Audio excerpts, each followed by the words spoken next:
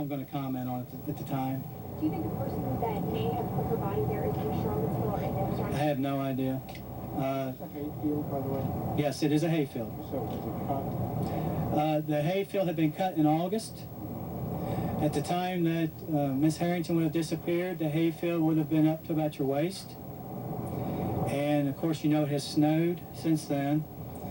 So a lot of environmental things have happened since October that could have impacted the opportunity. And again, you were listening to authorities in Virginia giving us the sad news, and they said it best, with heavy hearts. Let's go back now to Virginia. Physical evidence that we have at the scene at this time. You've had contact with the parents, and we have not yet, without obviously violating their privacy. Can you give us some sense of right now? They're reacting as parents would react in this particular situation. And that's all I really want to comment about the parents. Was it difficult for you, Lieutenant Rader, too? You've been working on this from the beginning to hear this news, the likelihood for you personally and for the department? Well, I mean, it serves certain points for us, obviously, because we get frustrated. The victim's family gets frustrated.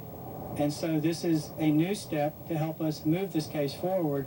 Unfortunately, the result isn't what we were looking for. But we now have to work with the Commonwealth Attorney's Office, with our other partners in investigation, and do what we know we can do very well, and that is to bring this person to justice and take care of this situation. Lieutenant, One more question, please. is this a place that someone could build into, or a place that would be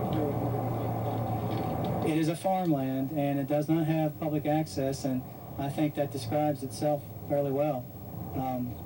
It's too early for us to make speculations. Remember, we have to focus on facts, physical evidence, tips. We have to sort the tips out, do our interviews, and come to logical conclusions to find who's responsible for the remains of Morgan Harrington, which we believe it will be Morgan once the medical examiner has finished. That's my last question. Any warning to parents? We've got a lot of women 6 miles away. I'm like, yeah, What? any warnings to parents?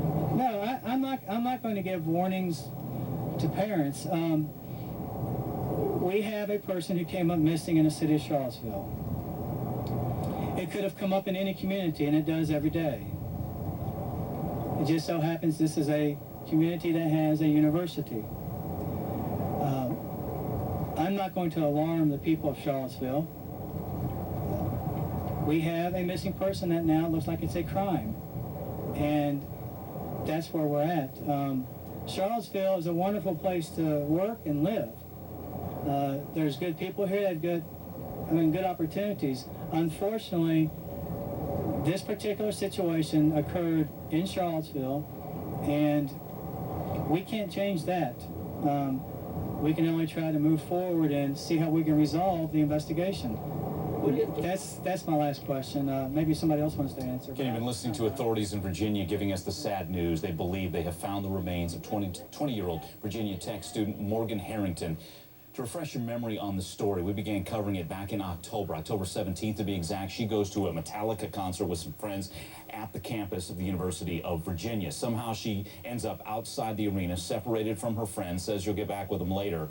We believe last seen reportedly hitchhiking near a bridge near a Greyhound bus station. There were also reports that her purse was found in a parking lot, her cell phone found, no batteries in it.